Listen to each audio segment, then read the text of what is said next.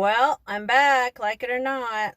So, last time I mentioned I may or may not be medicated when we're on here, and you were probably like, for what? Is she schizophrenic or something? That would actually be easier to explain. But no, so it's an anti-anxiety slash depression meds that I found out also treat adult ADD. Oh my gosh. I need to shout out to Linda Roggli and the ADDiva network for ADHD women over 40. Most of us divas don't get diagnosed until later in life, if ever, because it doesn't express itself the same in girls as in boys. And yes, I'm totally reading this. Sorry. I wrote it, but it's not as natural. But okay, whatever. That's also why I didn't finish the testing, because the questions were ridiculous. This was like, I was an adult and I was trying to figure out whether or not I had ADD based on what I know about it.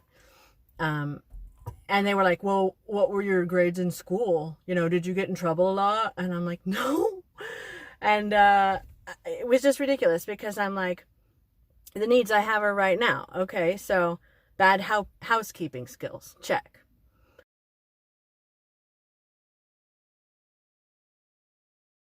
You know, half-finished projects, check.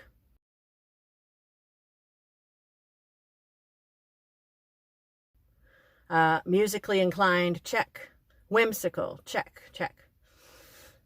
I have thought back, though, to what might have been signs of ADD back in school. Like the one time I was called up to the teacher's desk.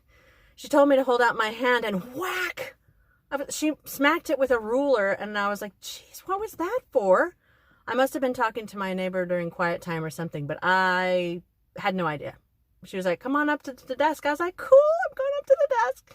Hi, teacher, whack on my hand. Good grief. Or this is a good one. The time I was sitting in my daddy's big recliner, I must have been between 5 and 6 years old, because, you know, it was in the old house or whatever. I was yay high. So mom was making dinner and dad was on his way home from work, and I was just enjoying this vinyl recliner, and I was looking at the arms of it and going, you know, I wonder what's underneath of this. And I remembered thinking, no, I can't do that. I can't just like open it and see what's in there. But if I don't, I'll never know what it looks like under there. So I actually reasoned with myself that I had just learned how to use scissors in school, and they showed us how to make a teeny tiny circle, and a circle so small that maybe he wouldn't notice. So I took some scissors just to see what was inside, of course, and made what turned out to be a circle at least 1.5 inches in diameter, right in the middle of the left arm of his chair. Yeah, no kidding. I lifted it up, and my urge to know what was underneath was satisfied, but I was disappointed that my circle did not look like what they'd showed us in school. I'm pretty sure the tiny mark we made in school was only big enough to fit a brad through, like, you know, when you're making hands on a clock or whatever, in, you know, craft class. In any case, it was hugely noticeable, and it was right in the middle of the arm. So I sat there and I was like, I can cover it up. I'll just sit here and cover it up, as if he wouldn't notice when he got home, right? He would go get himself a glass of ice and a Pepsi and want to sit down, and then what? I would be right there in spanking distance. So I hid. I don't remember where, but it was within earshot, because when he got home, I heard my parents discussing whether mom should have been the one to discipline me, and why didn't you take care of this? What happened? You know, why does he always have to be the disciplinarian when he gets home? I mean, you've heard that before. Wait till your father gets home. She didn't say it. She was busy making dinner. I don't even know. So my mom and he had her take me upstairs. My mom and I walked up the stairs, and I had no explanation as to why I had done this horrible thing. I knew it was horrible. I was crying. She was crying. And she had to spank me, and it was the weakest spank I'd ever gotten. You know, probably because she could tell I was just curious about that vinyl. My intent was not to be evil, and my dad superglued that 2-inch circle back into place, and I'm sure he felt it every single time. He sat down with a glass of Pepsi, watched the news, Hawaii 5-0, whatever, every single time.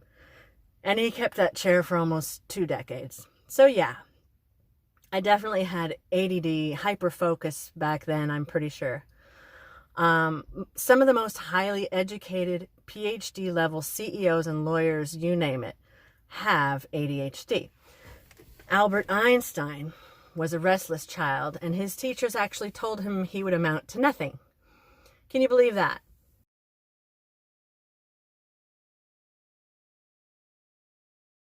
The physics community generally ignored him at conferences, that is, until he completed his theory of relativity. And the amazing, one of my favorite composers, Mozart, of course, was as hyper as they come.